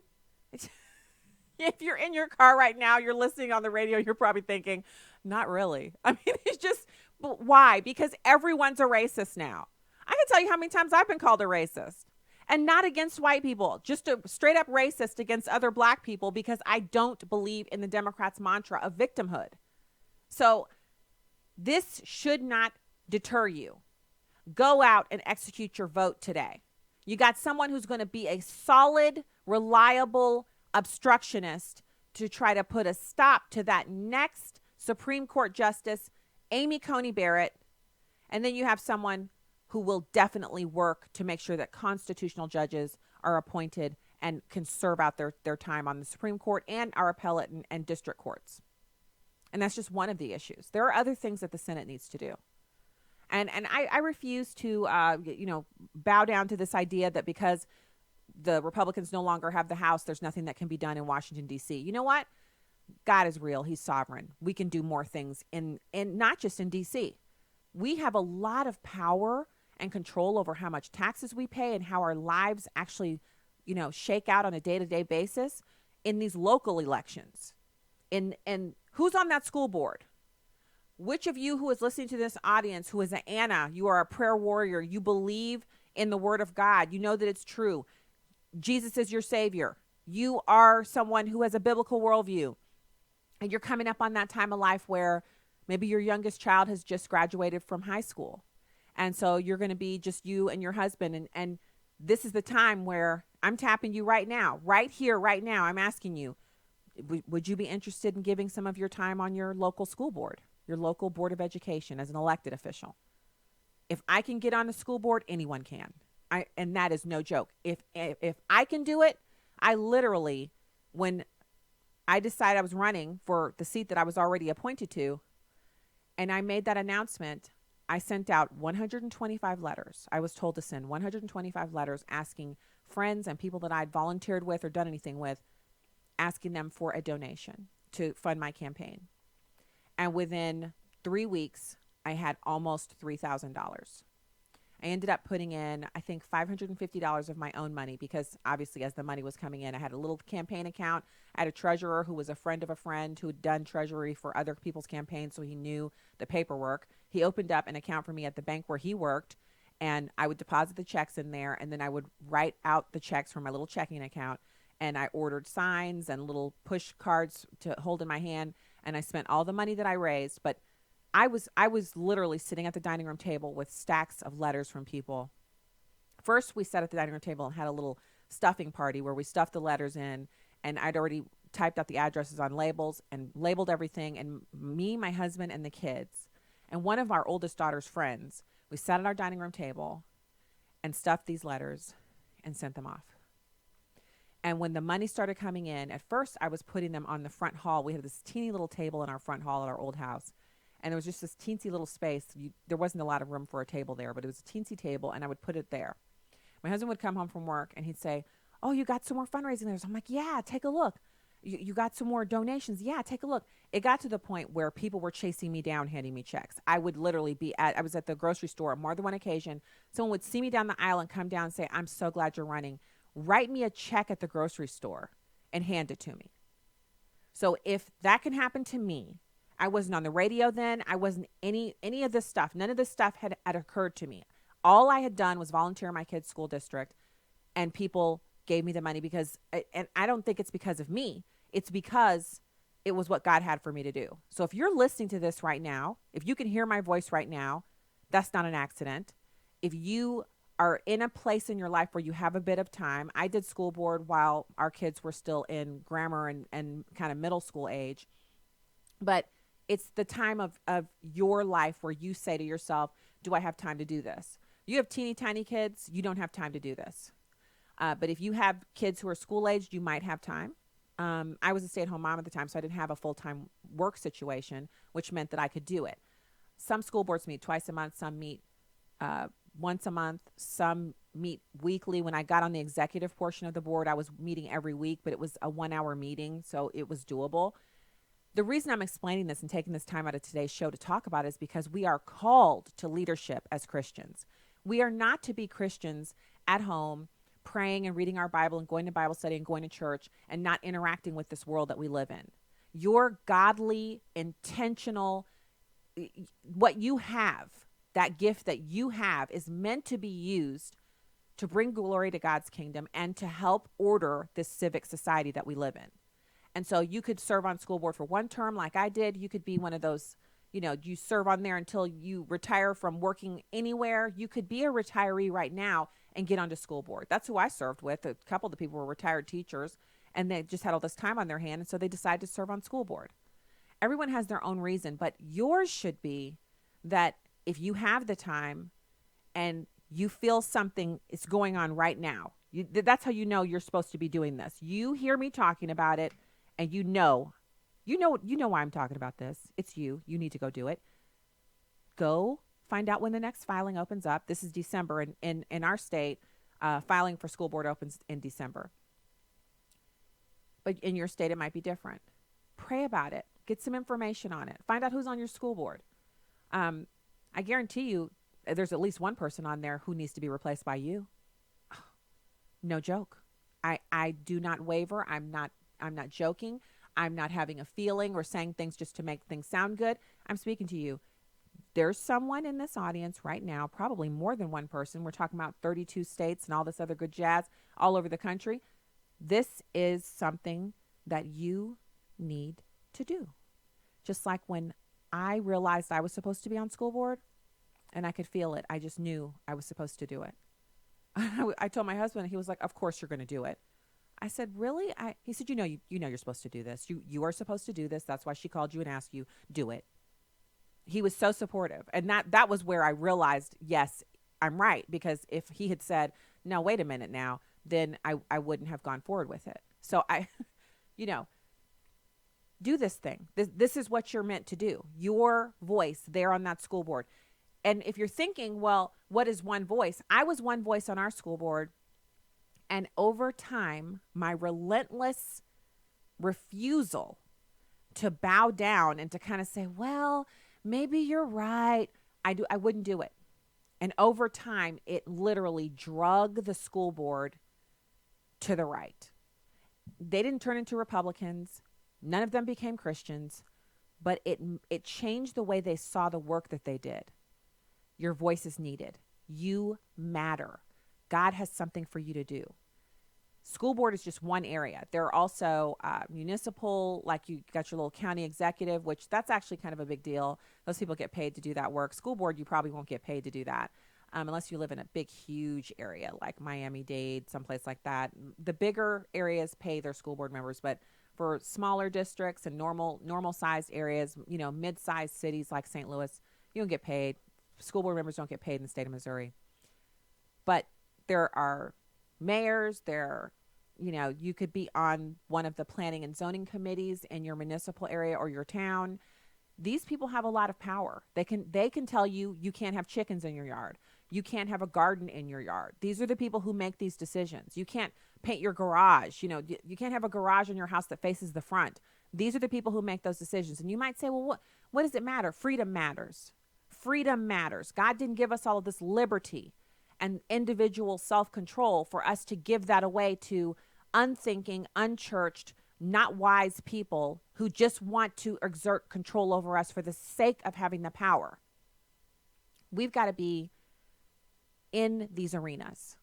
We've got to be there telling the truth, speaking the truth, voting the truth, raising our hand in opposition, getting other people to come alongside of us to implement programs that will help. In the instance of school board, it's people's kids. It's their money through their taxes and their kids. It doesn't get more volatile than that. People will call you in the middle of the night. What is going on? I had that happen one time. I was actually doing a podcast, and a lady kept calling me on the phone to ask me about something that was going on. I thought there was some kind of emergency, and I realized she was just calling about an issue. I was like, I can't talk to you right now. I'm actually doing an interview, but let me get back to you tomorrow. And so, but it's interesting and it's fun, and God can use you there. And why not if you have the time? I know a lot of the whole thing with your kids going away from home. We're going through that now with our older daughter. So our oldest daughter is at college now. Our son will graduate in the spring and he will go to college. And so I'm feeling that, like, what are we doing? It's just going to be the youngest and my husband and myself, and of course Bentley, the conserva pup. And I just think about, well, what will I do? I know what I'm going to do. I have plenty to do. But if you're in that situation, serving on school board, your wisdom is needed. Get out there. Let's get it done. So in the next segment, we will take calls. 866-963-2037, 866-963-2037. If you caught the press conference with Sarah Huckabee Sanders, what did you think? John Bolton was tearing it up. They're both trending on Twitter. So we'll talk about that, and we will get into some other hot topics for the day. We'll kind of bounce around a little bit on the border as well. I have more for you when we get back. So call-ins are open, 866-963-2037, 866-963-2037. Stay right there.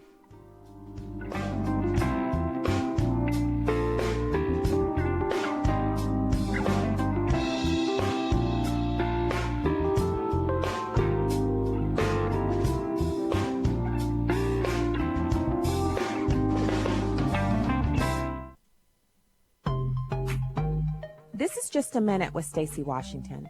A Republican from Oklahoma has a plan to fund completion of the wall at our southern border. Senator Jim Inhofe's solution is simple: reduce illegal immigrants' access to federal welfare and use those savings to fund the wall. Here are the specifics. The WALL Act would require each person seeking to collect a child tax credit to have a work-authorized Social Security number instead of just the child. It would also require that E-Verify be used to prove citizenship. The minimum fine levied against illegal border crossers would be increased. With open borders Democrats poised to take over the House in January, Inhofe's plan should be implemented during the lame duck session. It's no secret that America is a great place to live. Congress should act quickly to end the attraction of taxpayer-funded easy living for illegal immigrants. I'm Stacey Washington. Find out more at StaceyOnTheRight.com.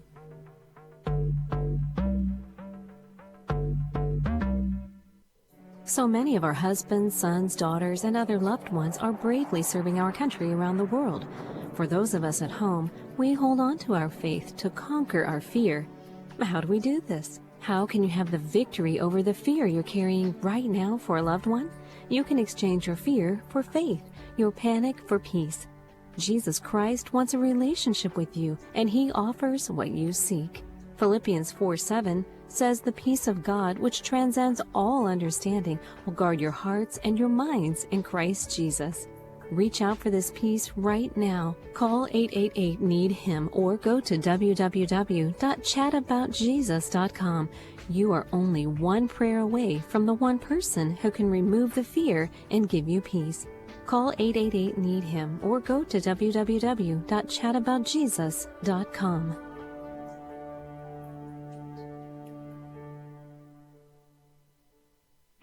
Fox on Faith with Lauren Green. Thanksgiving is the starting date for the holidays. But what if this time of year becomes the most stressful and painful as it is for many people, as the expectations of joy and happiness turn to discontent and unmet hopes? Author Lisa TerKeurst. I think anytime we have an experience of life and an expectation of how it's going to be, and those two things don't line up, the fertile ground between those two is where disappointment can grow wild and free. TerKeurst is a Christian author whose new book called It's Not Supposed to Be That Way examines her personal pain of two life-changing traumas, marital infidelity and breast cancer. She says she learned why God would allow her to experience pain. God is going to take that hurt and use it for eventual good. I just may not be able to see that right now. She also has advice for people about what to do when the season of merriment and high expectations becomes a season of pain. Repeat this to yourself. God loves me too much to answer my prayer at any other time than the right time. For Fox on Faith, Lauren Green, Fox News.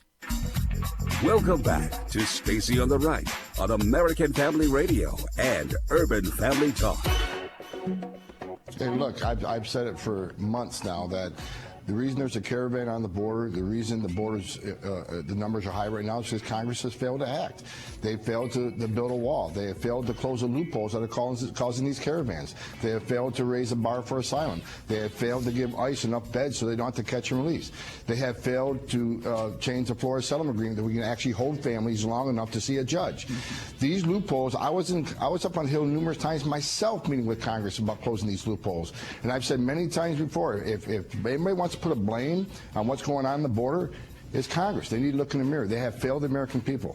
Look, everybody's watching what's going on right now, and if we do not secure this border, if we let these people come in and they get released, not to show up in court, or even if they show up in court, get ordered, don't leave. If we don't have a hard response and protect the sovereignty of this country right now, there's going to be more caravans. This is just the beginning. So we got to act decisively. We got the right president to do that. He's taken a hard line on this. He threw the gauntlet down.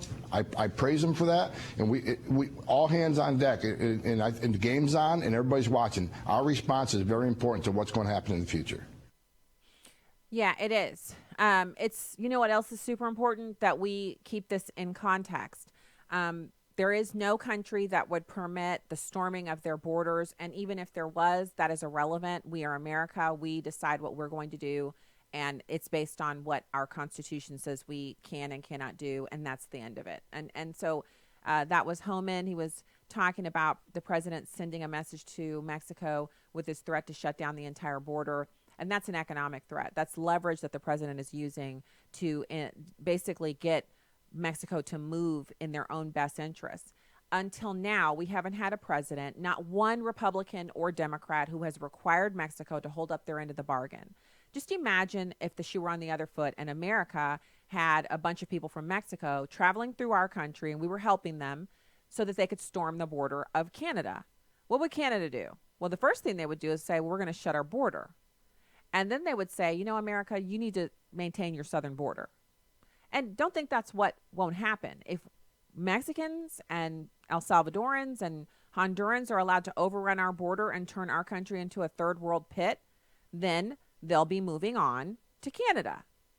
That's what all of the Hollywood stars say anyway. Haven't you noticed whenever they don't like someone who's a Republican getting elected, they say, well, I'm going to immigrate to Canada. They never immigrate to Mexico. They never say, oh, we're going to move to Mexico. They always say, we're going to go to Canada. So that's what would happen.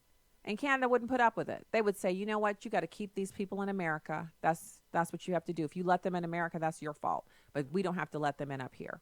We don't have enough room for them. We don't want them. You keep them. And we do have a little bit of that going on already with people coming here as refugees and then trying to get into Canada because they think they're going to be deported from here, or people getting in here and wanting to go up to Canada so that they're not deported back to wherever they came from. So a couple of other news items, which I thought interesting. You've got MSNBC not airing the White House press briefing today. Now, people are saying they're saying that they're not airing it because they want that Sarah Huckabee Sanders lies too much, and so they're just not going to give her airtime. But guess what else happened today? So if you missed it, if you were out doing work or errands or what have you, and you missed the press briefing by Sarah Huckabee Sanders, it was her first one in a month, thereabouts. And what's interesting about it is that they have eliminated the cameras at the front of the room that point back to the press corps, giving the press corps basically TV time. So often they would have a split screen. If they were covering the press briefing, they'd have a split screen, and they'd have Sarah Huckabee Sanders in one section, and then you'd have the camera that's facing the media types, the journalists, in the other section of the screen, or they would toggle back and forth between the two.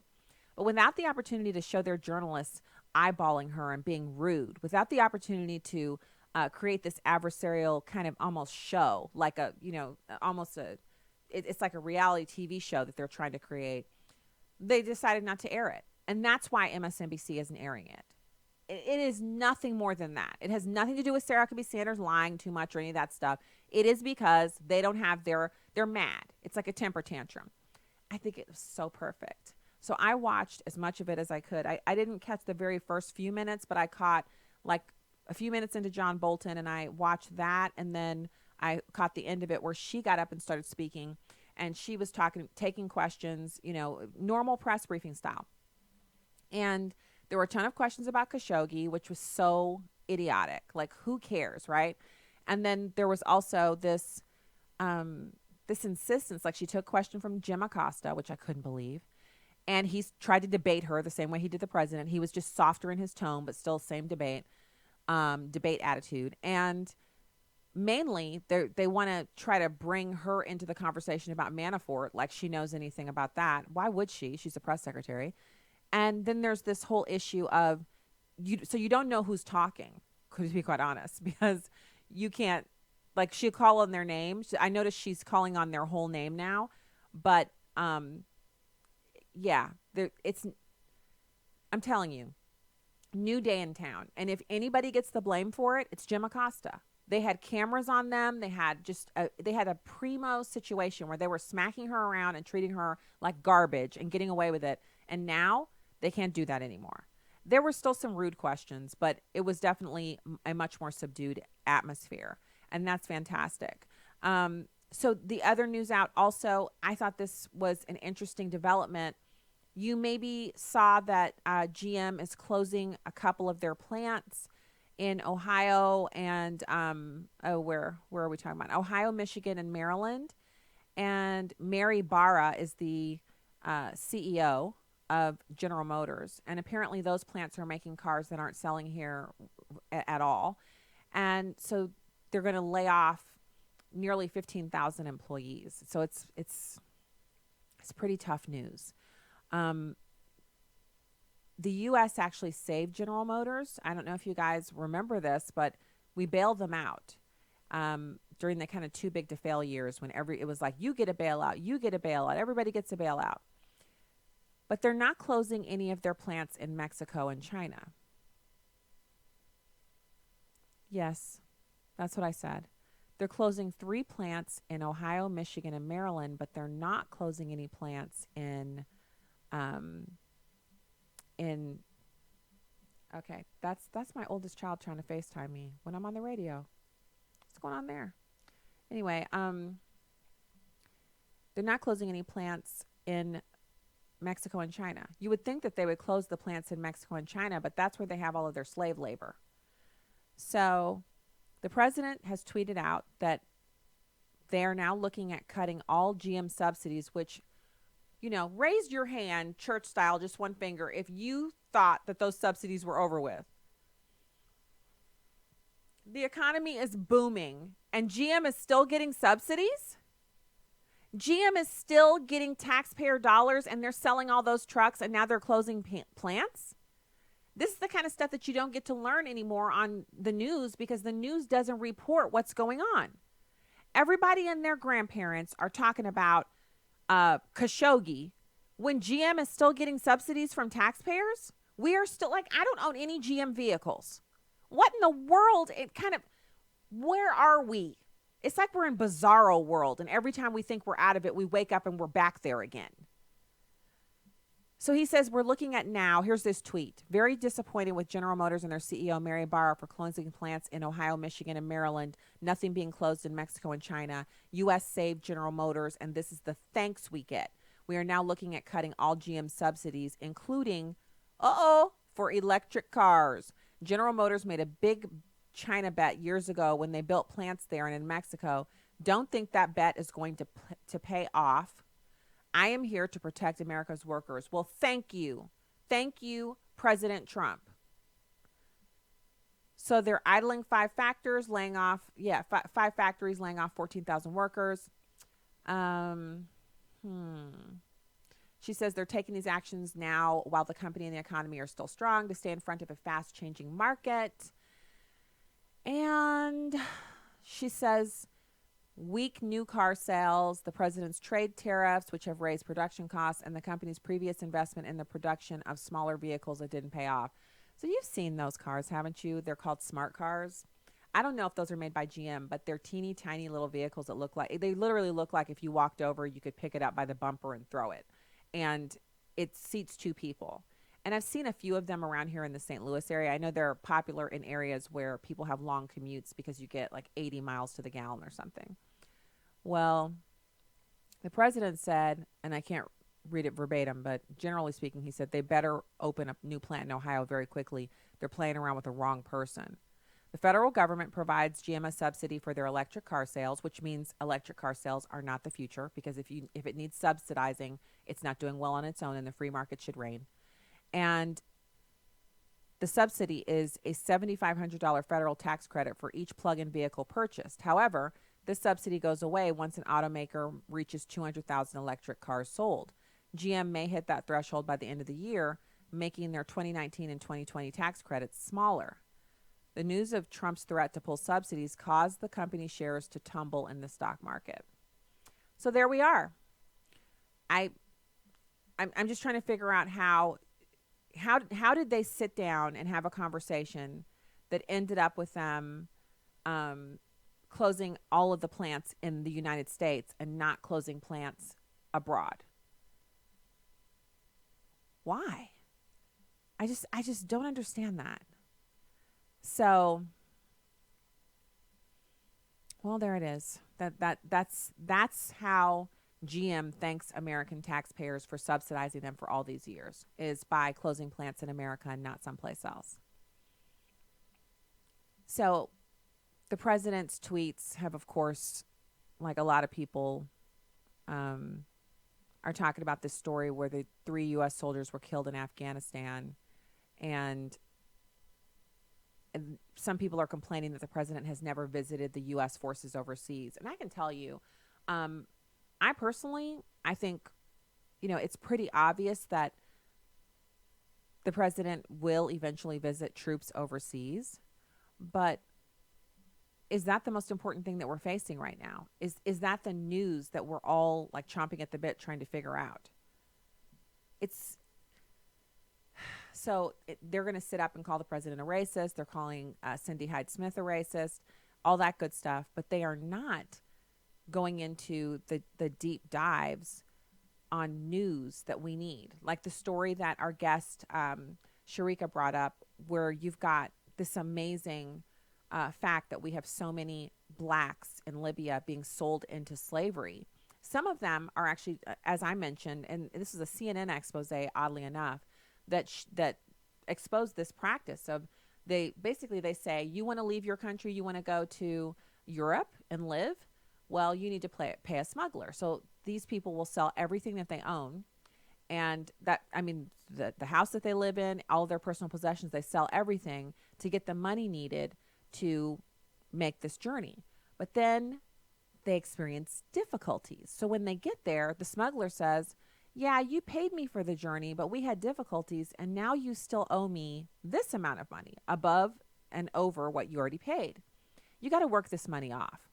You need to go work at this work camp to fulfill your obligation to me, and then I will complete your journey. And so the people go there, and they end up being tortured, beaten, put into chains, and they have to work, and they don't get paid for it. They're working for free, and they're told they can't leave until they fulfill their obligation. And once they've been basically tortured and worked to within an inch of their life, they're taken back to the place where the smuggler brought them to. And then they're told, if they survive all of that, that they have to wait in the camp until some refugee agency gives them the opportunity to go to Europe. Very few of them go any further than that. Can you believe that? And this is going on because of moves made by Hillary Clinton. So it's a disgusting development that we should be hearing more about it in the news. But, it could be that they're not reporting on it because they don't care and they don't feel like Americans care. And perhaps Americans aren't very concerned with slavery in Libya. It could very well be that that's the case. But it is something that should be brought up on the news instead of constantly beating this drum about the president being a Nazi and all of these other things. It just doesn't make any sense. So, yeah, tomorrow on the show, I want to give you guys a little preview. Tomorrow on Wednesday, actually, what's interesting about tomorrow is that I have no idea who our guests are because there aren't any there. But Thursday, we're going to have Maj Toure. He is the founder of Black Guns Matter. He's a Second Amendment activist, frequently on NRA News, NRA TV. And we're also going to have Wesley Wildman, who's the director of outreach for American Family Studios and American Family Association. We're going to be chatting with the two of them on Thursday. And on Friday, we have the senior vice president and general counsel of Koch Industries. That's right. The people who supposedly, according to liberals, paid my salary for years and years and years before I ever got into radio. That's not true. He's going to be on the show with us, Mark Holden. So he'll be on with us on Friday. God bless you from the heartland. I hope you have a fantastic evening tonight. Yummy dinner, warm conversation, fun and friends, family. And I'll be back with you tomorrow. God bless.